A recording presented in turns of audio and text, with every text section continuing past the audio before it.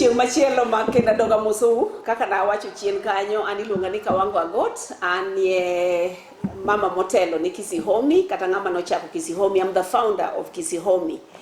And kaka no wacho kawuono wadwa donje i KISIHOMI ni en ang'o to en gi plan mane.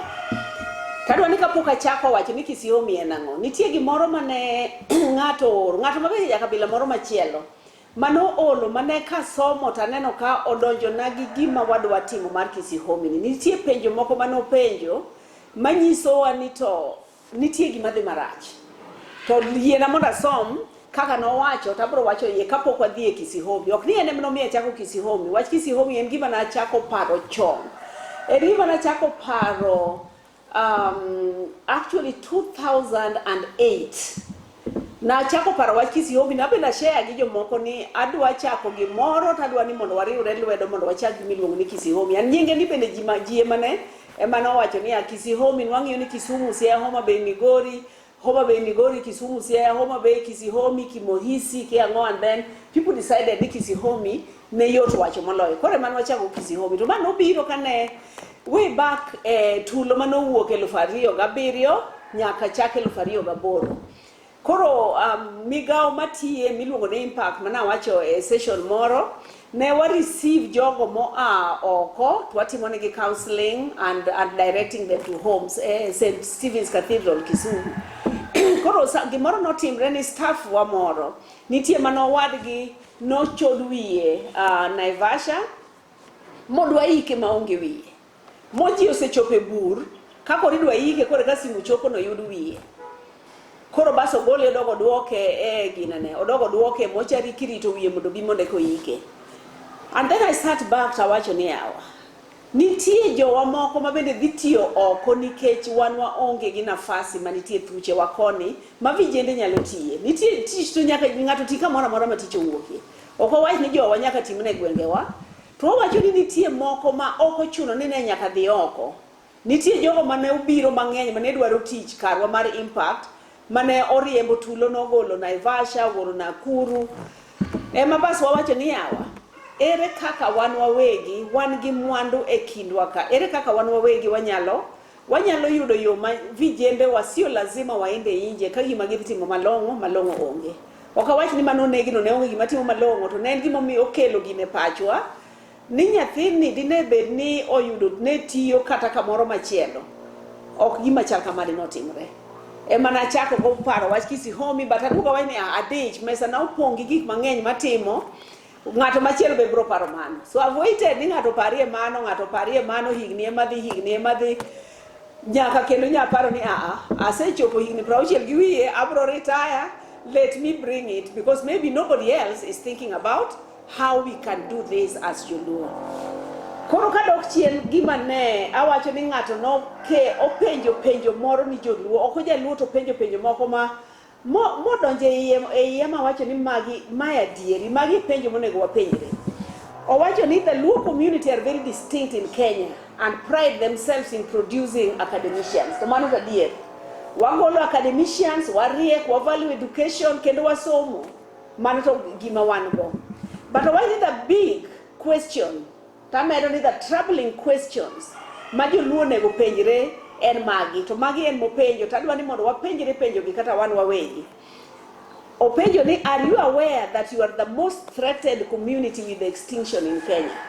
Wan nie dot ma gik matimre gik madhi mbele wabro chopo kama koro watimre na adi waonge kata ka wantie to waseriwre jomoko makoro kinyalo wacho ni Joluo ne nitie kaeri jomoko semadhowa mwadonje igi makoro kinyalo ng'eyo kata ni ne wan a distinct community.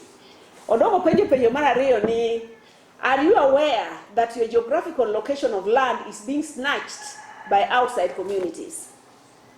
Openjo ni who owns Kisumu?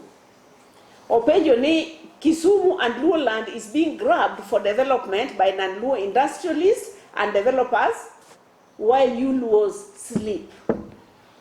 Nitie samadi ne mano wang'o iya. To nitie sama you sit back and reflect. Iwacho ni owache to yenyewe kiduogi reflect. Tiwacho ineno ni gimo wacho na adier. Nikech parare lope manie gweng'u. Ng'ato ka ng'ato kama nitie kama iwinja. Parare lope me gweng'u.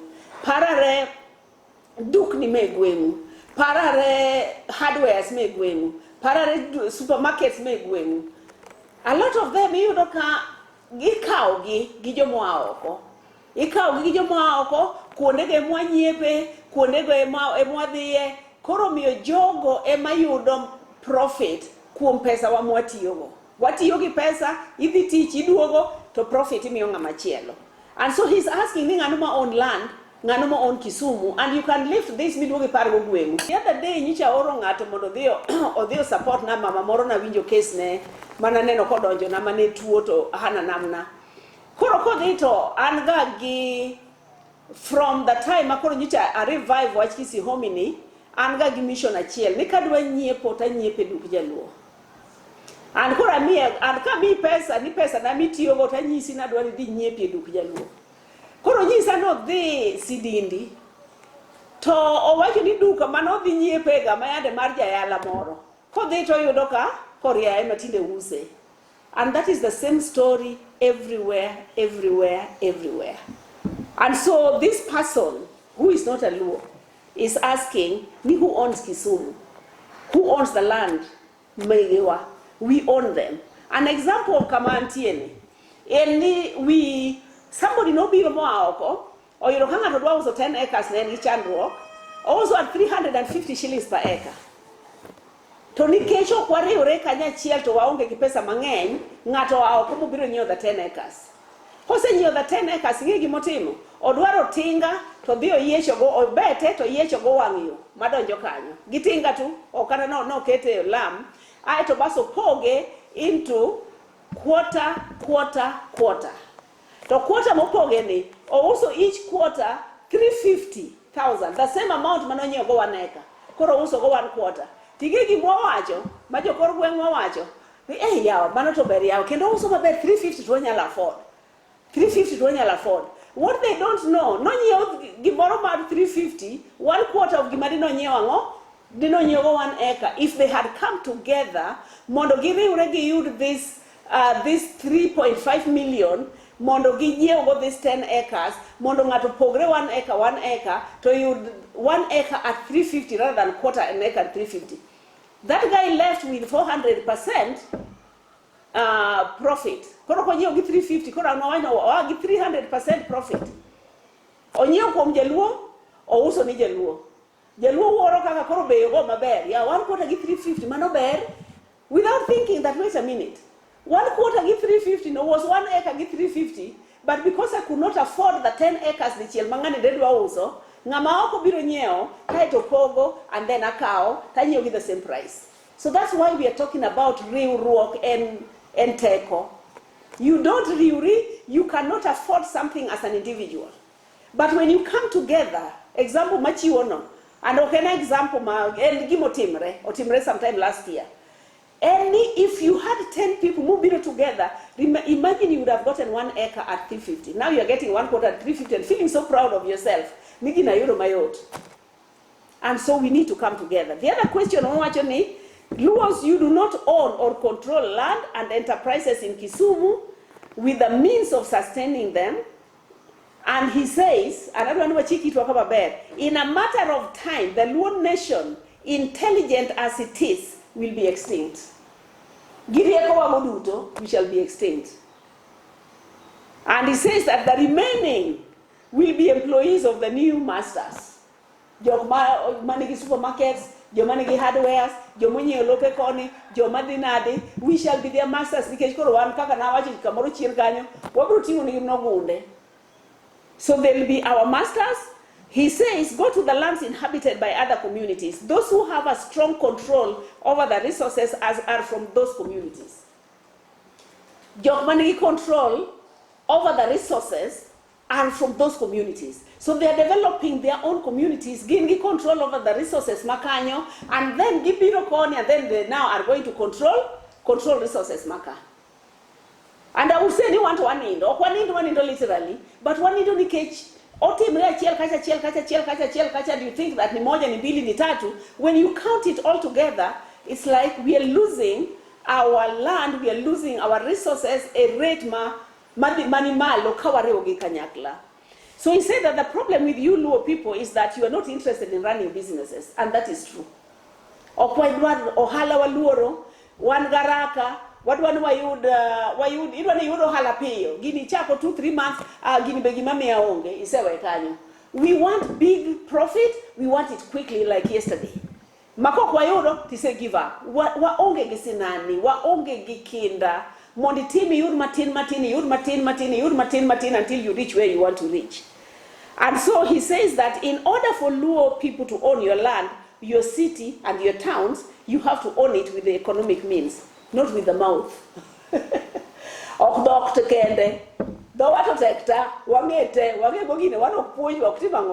at the same time,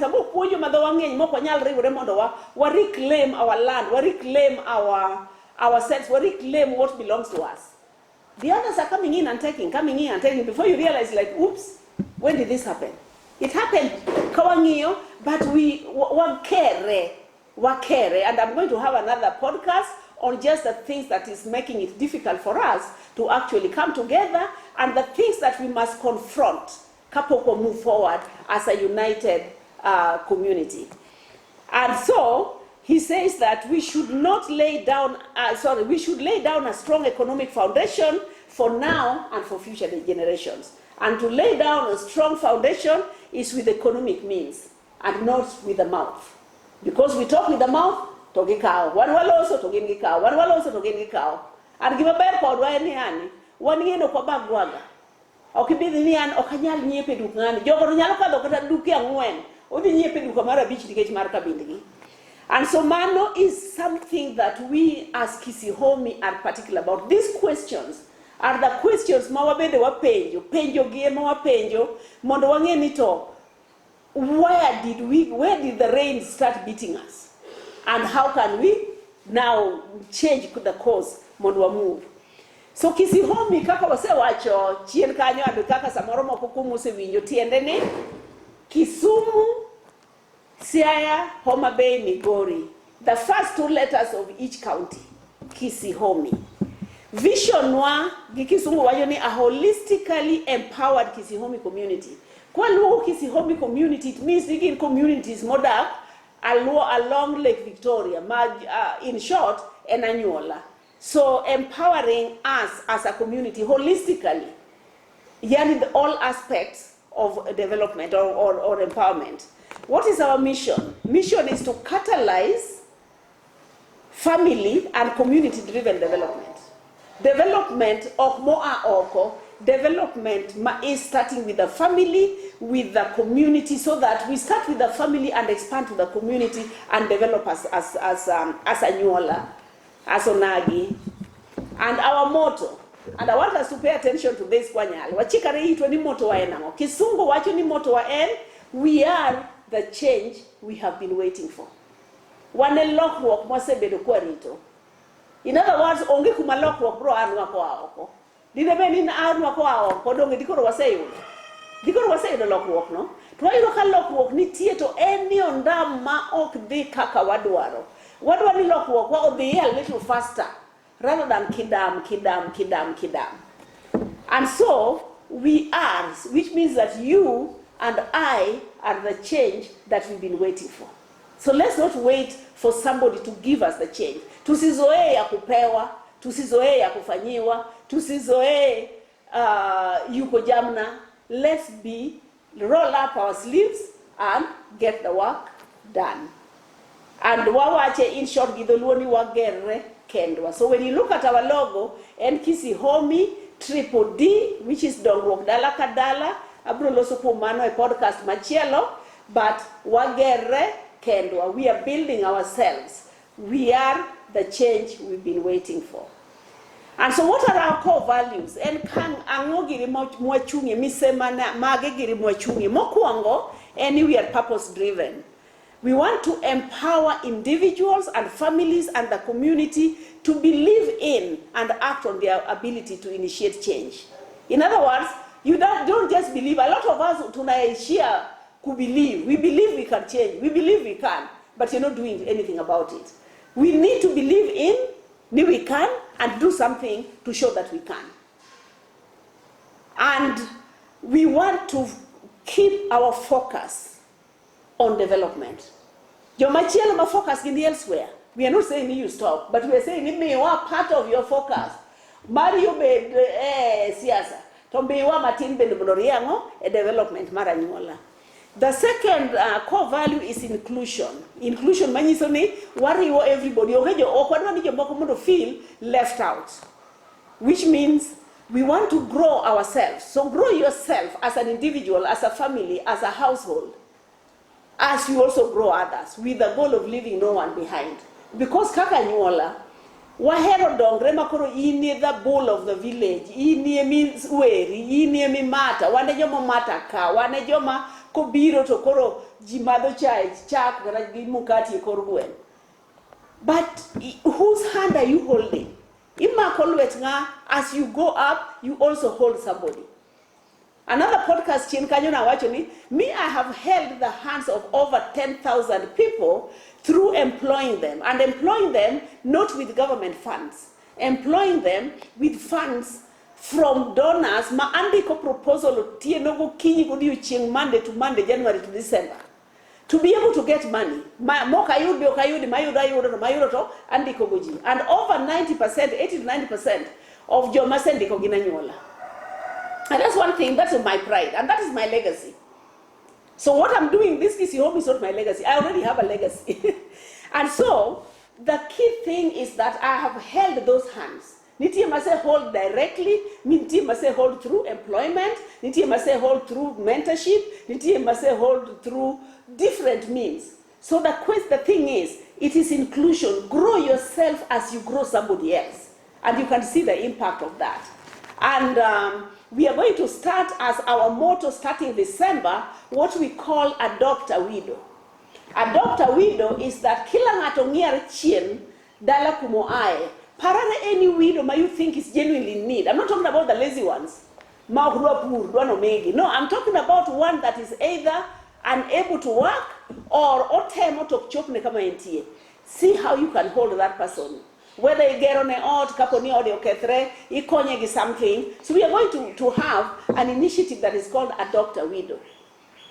Every year we'll be having an initiative. Every year we'll be having an initiative. It may be Adopt a Student. It may be Adopt a School, so that you think about your primary school. Maybe gionge choche, uri together kaka jemano somo kanyo, ugero choche, and so on. So our immediate one, the first one is Adopt a Widow. Think of a widow wherever they are. Think of just one. You can adopt more, but think of just one. If each one of us could pick a widow and support them, because you always think, money go. By the way, one thing that you forget, there are so many people that are below you that are looking up to you and thinking,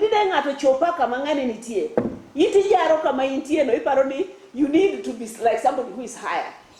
And so let's appreciate where we are and know that there's somebody that we can help. The next core value is integrity and accountability. Integrity in terms of what Chakruok KISIHOMI, but we don't want people who are coming on board because they think there's something to gain from it. KISIHOMI is a service. And so anybody might be on board, because you want to serve the community. Give Martin Bele in a local mori e yoachela ria deck. How can I give kaka nyasaye ose bless? Whichever way you are blessed, even the fact that you're breathing is a blessing. The fact that you is a blessing. The fact that I'm able to sit here is a blessing. The fact that I'm able to even talk is a blessing. When you think there are people who can't even talk. The fact that I'm even able to swallow saliva is a blessing. So everything that you have is a blessing, and therefore you can bless somebody else. And we want to make sure that as you are coming, that should be your focus. Being a blessing to somebody else, being of service to somebody else, being of service to the community, rather than being of service to yourself. So integrity and accountability. KISIHOMI is standing on the foundation mise mar bedo jadiera gi jaratiro. Mondo gik mwatimo kik jokor gweng' wachni jogi dwa kwalo gini. Momiyo kik bro donjo as a leader. And another session we bro discuss kaka leadership timre bedo. What will it be kibiro with a mind of service, not a mind of what is in it for me. Because that's what a lot of people have. All of us are volunteering. All of us are borrowing money from this organization. Myself have borrowed almost over close to 3M to go and meet people. We've gone, met the county commissioners, we've met the representatives of the governors, we've met the deputy county commissioners in all the 4 counties, in all the 40 something sub-counties where there's deputy county commissioners. We've done a launch. We've done all these things without a cent from anybody because we wanted to demonstrate if something is good enough for you, you can get your own money and do it. You are not basing ningato nigi pesa ekatim manakara, you don't have a passion for it. If you have a passion for something, you have to sacrifice for it. So integrity and accountability is important and the foundation. So those who want to join and those who want leadership, remember you're joining because this is a service. The 5th one is simplicity and sustainability. We don't want to think of need development build factory. Of course factories should be built. But there is the small ones that people always take for granted that actually changes lives that we want to start with.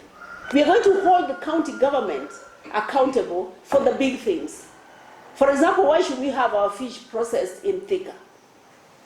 Really? All these years? Why should we have a head of rice being sold in Uberu? Gondong? Why? So that's what we are going to hold them accountable. Why should we have, for example, Kamoroni Kamilu Nilikwa, and a fish plant, Manotho on arrival? A big facility here. It's not being used. A big facility here in Seme is called Hospital Monomilwongoni Akbar, Nikajinobedo built the United Arab Emirates. It's not working. There's another one somewhere, Buta, Kitmika, Manejo, French again. There's another one somewhere in Igbo. There's another one, Olushkimira.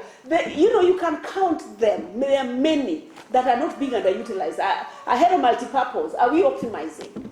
So we are talking about those we are going to hold the county governments accountable. But there are those that we must do ourselves. I don't expect my governor to come and doyona.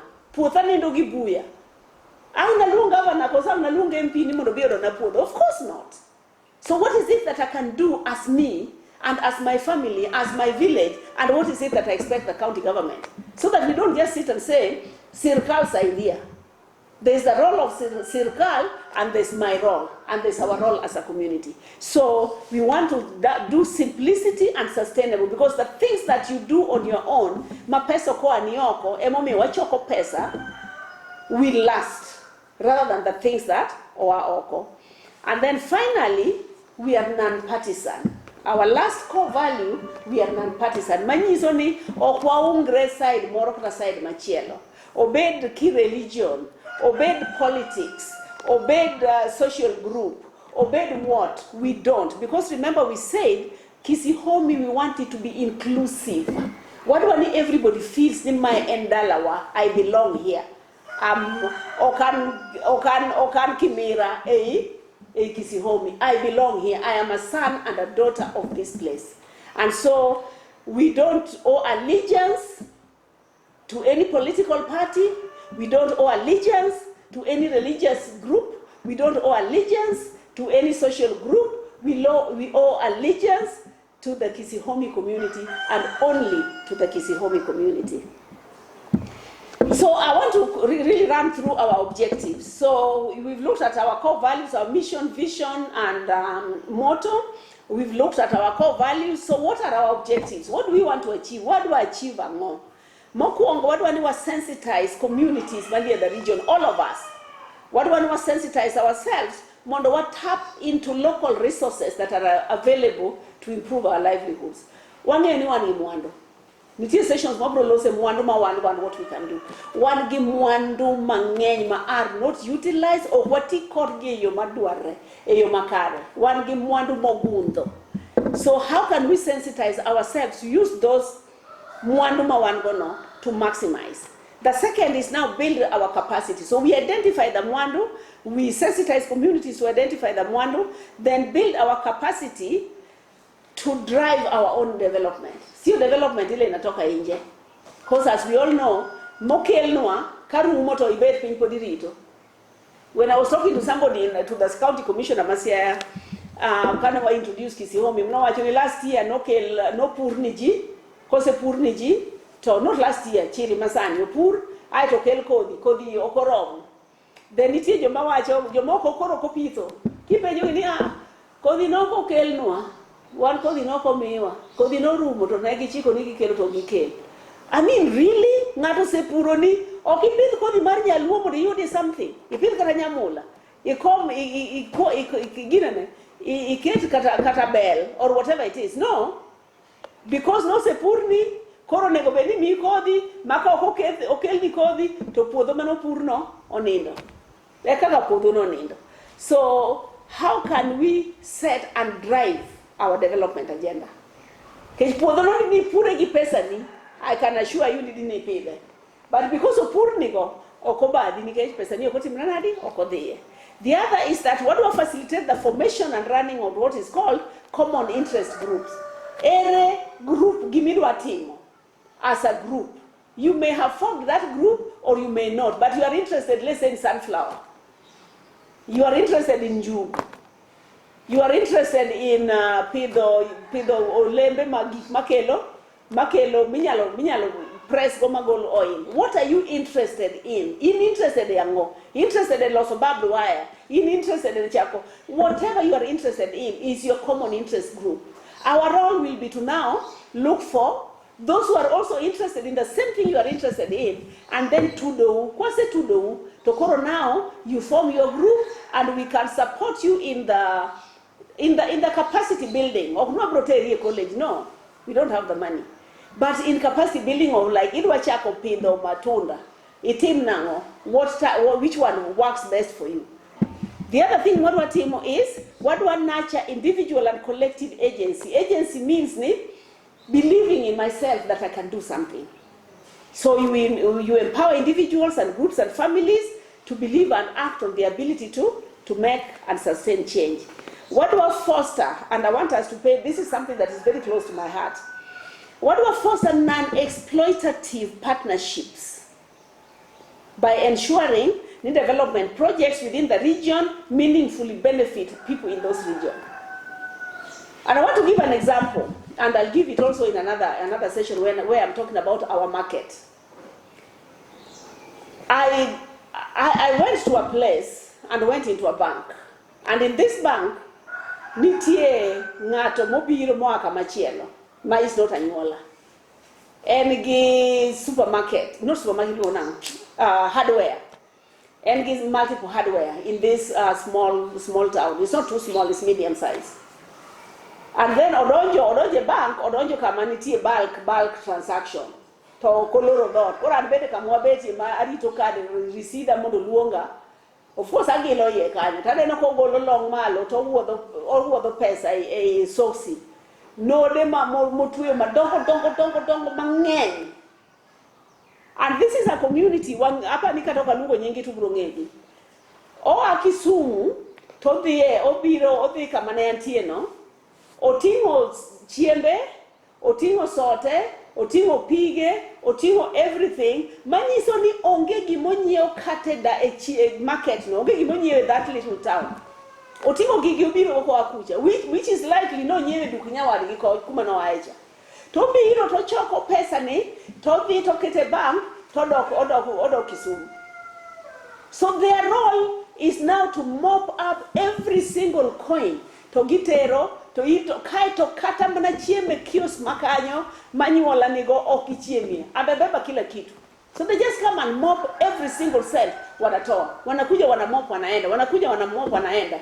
Kengine ni jaluo bro nyiepo anywhere. Will not just say ni nyaka nyiepo ne yango e kabindwa.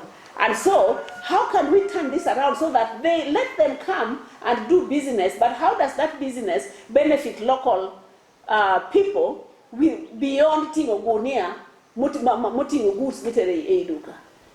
So what is it that we need to do to make sure that either they come, they work where we are, they benefit the local communities in ways more than being gunde, or how do we turn some of that around from us? I'm going to talk about some of the reasons why from us. The other thing is to establish a marketplace. Once they establish a marketplace already, we are fine-tuning it on our website. And this is a marketplace where if you have goods to sell, if you have services to sell, you place it on the marketplace and then people will see gig maingo. Koro wabudo bero gi marketplace mondo wanyiewre kendwa wawegi wabende. You sell your services, you sell your expertise, you sell your goods. Tibende kise sell goods to please deliver. Because we also get people and they don't deliver. They don't deliver because someone aniti in order dala nana gero to also gifunda chiel kende. Manoti mona grills. Manogero na order contractor or weka witata chwer manyusha had to replace the entire witado within 3 years. Kakoro kanyal ase omufude moloso motamre losne. Ja kiango oweya gi pesa. Abi e pesa to disappear go. So we also need to present gigwago in a way that people would buy. Not the people thinking, nika biro nyepe dukani, to you are doing me a favor by selling to me. I have other options. So why should I go to Dukja Luo, Kaja Luo bro loso koda marach, bro niro na waj. So we need to change, but we need to also bring the money back home. And then we need to address the challenges to development. I've talked about Kitwa and our attitude towards Jomaguru Nyepo Irwa. We make it feel like we are doing you a favor by you are doing us a favor by selling to us, and you don't know that we have options. And then we will also support philanthropic giving. We do not need to chandre ya ukweli. Chandre because not because they are lazy, but chandre because they've tried every namna. And we will know. We know Magmiriago, and me have had where I have been duped. But one time I'm thinking, we are paying fees for Nyithindo Manonyol or Doke School. Karawachu no fees mar Nyathiba, Sagi Nyathiki, and Molok nyaka nyig, molok nyaka certificate. Moti nyaka form 4. Kakoro now, Daktari Morodwa me opportunity for Nyithindo mag that organization mantie machielo, which is a give back to the community. Koro Daktari Morodwa ni olunga gani nyamajiwa. Nyamajiwa nyalo angi positions, angi opportunity mar MTC, mar clinical officer nursing training. Kelna one of those girls who say build more city for form 4. Don't give me this lady's name. Kako lady no biro, kura na kuna ka pek ne kelo certificate. Tawani no opportunity you say work, daktari you say mea opportunity ma MTC mondedeo. Kana kelo certificate. The certificate is reading a different name. It's like you brought somebody else's certificate. At that point is when I was learning. Nikara nesu kudni ose winjire the person mane konyo coordinate this program. Makoro meyo this opportunity to somebody. Koro iloso ga report forms ariyo. Ikelo nwa manigi nying mawaparo nwa chulo nega fees ni. To manyako cha digo dala to nigi nyinge ya ukweli. Koro of course kodi timo pain to timo gi nyinge ya ukweli. Koro niti opportunity mabiro ini paro ni konyo nyako mano thagre. Mano nyuole dala, mane ni dala modoke school, midwoke school mi puonjo up to form 4. Then it ends up somebody very well known, but is able. He realized when it is all over. And so I digress. But those are the kind of things that machido chunji. Kidwa konyo, tuwadwa ni konyo genuine. And therefore we are going to have as our objective identifying genuine needs. Even the Bible says, Jesus said, the poor will always be with you. So the poor will always be there. But it is not poverty that is self-induced. Because and pesa na madogo kongo, tadwa ni puonji na nyati. And pesa na achodogo, tadwa ni puonji na nyati. Or da yichuer, because pesa na adonjo go gambling, tadwa ni mondo uchok pesa mondo timango, ukonya gambling. No. One thing that I don't do for me, I don't know about you, is I don't encourage irresponsibility. But they are genuine cases, and we shall identify genuine cases ya ukweli not where you want to shift your responsibility to others and support those ones. And then we are going to engage with the county and even the national government in areas where we can cross-refer or work together, and other like-minded stakeholders. And finally, our objective is to ensure financial transparency and accountability, as we had said. And so we need to change the narrative. We need to change the trajectory. We need to loko kako osekawa kaka nyuola. Osekawa kaka joma lazy, osekawa kaka joma bayo mana kite, osekawa kaka joma andamano, osekawa kaka joma kao chako anwa kwe Rift Valley to wabrotho kia kao giri ne anwa kanye to bede Nyasaye to ber yawa. Nyasaye ber basa moro wane ma pok no miwa chiemo. Ne miwa chiemo kwa sirikal pok no miwa. To pare ni nebe ni miwa chiemo kwa sirikal do ni wasetho yawa. The way mo chawa goni. One ne wasetho. But as we speak, Nyasaye konyowa omiyowa whether ma we get what we can feed on. And sometimes the sad thing is that why you would kaka jisha wakeo maber. To joka biro tata giloche to kao teto choko teto mob to bego. Then after 3 months, kechkayo give also the same things that they got from us. We need to change the directory. We need to change that narrative. And we need to be the change, we need to take control of our development and our market. Our development and our market, we need to take control of that because it is slipping away through the cracks of our fingers. We need to believe in our ability to make the change that we want. And Wanemonyako will define that change. And we must identify resources from within rather than from out. The matter from out will find us go one ndara wadi. Gibrojuko wato give me one. Of course we'll take anga to kelo. But we are not going to sit and wait. Ni aja okogino konywa, serikali no bikaramo, kianga no mano konywa, jo siasa kikonywa, jo kiango kikonywa. No, wakonyre kendwa and then let them join us. We have to hold each other's hands. That is part of changing the narrative. Because wakere idwaro ni makari mondo dongi, mondo yine mondo ioneni. But what about the others? When are we going to hold them? Because even you at some point somebody held your hands. We must shift our focus and expectations from politics. And that one I'm saying without shame or fear. Politics need to take part and role more play and very critical. Very critical. And politics, and I want to say really without mincing words, that without the politics from our leaders, some of our leaders, some of the changes at the national level would not have happened. And I want to say that very clear. Some of the changes that we see, from 2002, those of you who are old, didn't put one multi-party. Didn't change to this governance system, Makoro, is devolved. Had to change ISO. So without contribution from the politics of here, give you a matek, or didn't change your gigu. So that at national level is something we appreciate. Totally.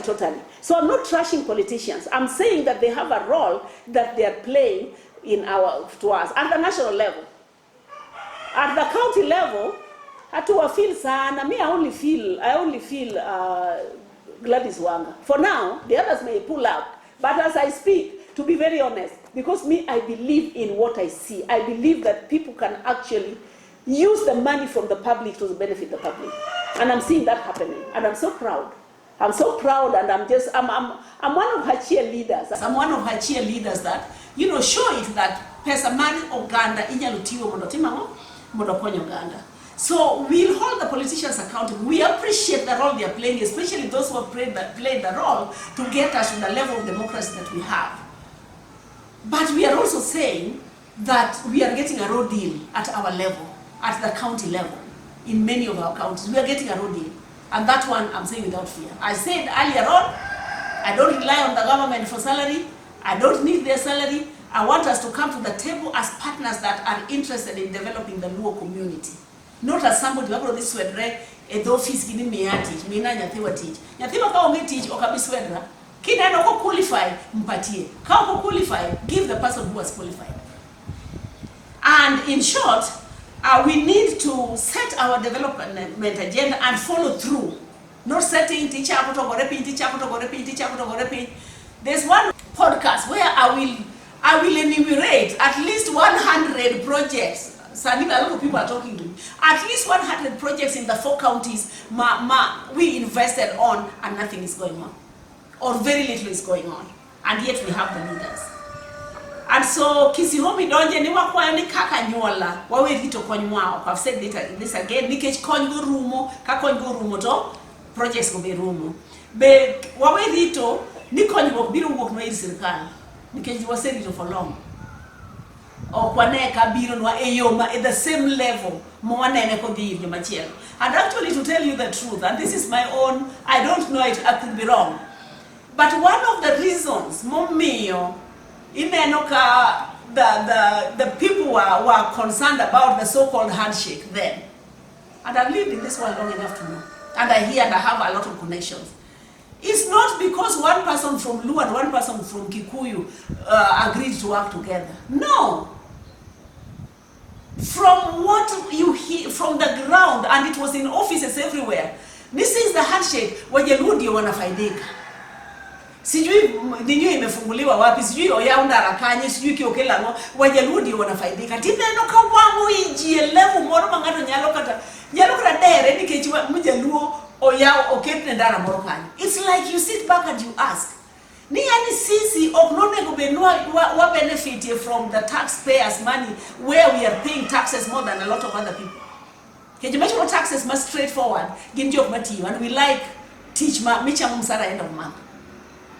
So the biggest thing that people elsewhere Nijaluo benefit, yani lifting ato mamato dwa hinyre. Jomani offices magine mawache ni Wajaluo. Sijui Uhuru alienda kafungua sijui wapi kwa Wajaluo. Sijui Wajaluo sijui nini. Yani Jaluo no konego benefit from anything that is coming from the same tax that they are paying. And that is the bone of contention. It's not like 2 individuals, Raila and Uhuru, agreed to work together. The fact that the Luos were benefiting from the government coffers was a big issue for a lot of people, because as far as they are concerned, the Luo okonego benefit from the government, which is very sad. But tax to get more interested, but to get that tax to help us is such a thorn in the flesh of a lot of people from Kabinde Moko, which is so unfortunate. So what you mark there, you say Niswa. Hey, you say Niswa, what Mamma, you Luo dear, you Luo what, you Luo that Madare, you Luo that Kiakane, Ked, you Luo say by Okita to Brodok, Kibira, Kiadokure, Kiadokure. One thing that makes me so proud, whether you're in Homa Bay, in Sia, in Migori, you Luo Gedo. And that is the only positive thing. It's hard to talk about something positive from something so negative. But if 2017 did something, 2007, Tulo Maja, it made Luos open up their minds and start building. And I feel so proud when I see Luos Ute Magju Luo Gero. And you know what is happening? Jaluo will never win. On the one hand, Jaluo onge watch, Jaluo onge out, Jaluo onge kiango, Jaluo kia onge ango, Gionge ute, kia gigere ute machanadi, kia Jaluo kio dag town, kio timrenad. Do Jaluo koro shakle gedu. Kori the current narrative koro. Dead investment, kusi luena get dead capital. Yeah? Koro gia ni Jaluo, moko Jaluo geri Jaluo kiango kio kiango. Kakoro Jaluo gedu, dead capital. Ango mi out maduongi nyalo bigere korkwe. Jaluo will not win either way. Irkoni wrong. If Irkoni wrong, why don't we stop pleasing anybody and do what we want to do because we want to do it, rather than do it because we're going to please anyone? We will never win. You do this, you won't get ute, kio timrenadi, udake town, ulala oko, kiduoki geto, dead capital, gibaduoni gero daranadi. Koro Jaluo timamo. You know? So let's stop listening to anybody. Let's listen to ourselves and do what we need ourselves. So Wasechako enlist group Magdongo already. Wasechako enlist, there are new ones that are approaching us to help them build. There are those that have built that we are supporting to enlist. We are assessing their training needs. We are actually starting training on dairy farming on the 28th of this month. So that those who are interested in starting dairy farming, and I'm one of them, we want to put together. There is also interest in poultry, there's interest in horticulture, there's interest in just general agribusiness. And we want to just notice that KISIHOMI is complementary to other development initiatives. So we are not taking over. KISIHOMI is not taking over. we are not competing. So KISIHOMI is not competing with any other, because we believe that we can build on each other's strengths. We believe that we can cross-refer, that ngani mabere area ni moloya. We believe that there's room for everyone as long as the goal is one, and that goal is dongruok dala kadala, dongruok maranyola. KISIHOMI is not where members invest and then sit back and wait for dividend. You go pay a little bit to little dividend. You don't even work hard. You expect the leaders to do the work for you, and then you get dividend. No, KISIHOMI is where we work together. You come up with what you want to do. We help you to identify the gaps. We link you with the experts that can train you, and then you roll up your sleeve and you do the work. This is not where you invest. You sit back and wait for dividends. KISIHOMI does not have job opportunities. A lot of people, when I used to go to the radio, the calls you make, 70% of them are looking for jobs or help. KISIHOMI wants us to move away from that narrative. Ni wan nyaka konyo, nyaka miwa, handout, yego yuko jamna. What do I want KISIHOMI? Identify what you want to do, roll up your sleeves, and work with your team and do the work. And finally, we are an open book. Come anytime and you look at our books. We don't have anything we want to hide. Remember, we said transparency is one of our core values. Come check our books. Come give us ideas and we shall take what works. Come, critique what we want, as long as it is a critique that's positive. But please, please, please, please, please, kikidonje marduopi. Kikidonje ni okidwa move forward, ni kecho kine mani chake, ni kecho komi leadership, ni kecho ko winji gimiwacho, koridwa duopi. Please, that is our request. Don't join to duopi, join so that we can move forward. And we want to promise you that forward we are moving. Forward we are moving. Okay? And so we will discuss at another forum how to become a member and how it works. But we ask you to join us and give 50 shillings a month. Every month, onge kama shilling prebish nyalotang. Mondi join us together, so that together we want to demonstrate that 50 shillings ngeny kaji ngeny kwa riure kanyakla. 50 shillings onge gimanya lotimo kai ngata chiel. If you are one person, hakuna kitu unaweza kufanya na 50 bob. To riure ngeny, the 50 shillings can help us to develop. We want to show the world that riurok eteko. You come together with your 50 bob, we bring it together, we can do a lot of things. We'll tell you how your 50 shillings will be used in our next episode. We thank you, and we are hoping that you're going to join us. Mondo wane lokruok e kor gwengwa, wakel dongruok e kor gwengwa, wan wawegi, while holding politicians accountable. Erokamano uru.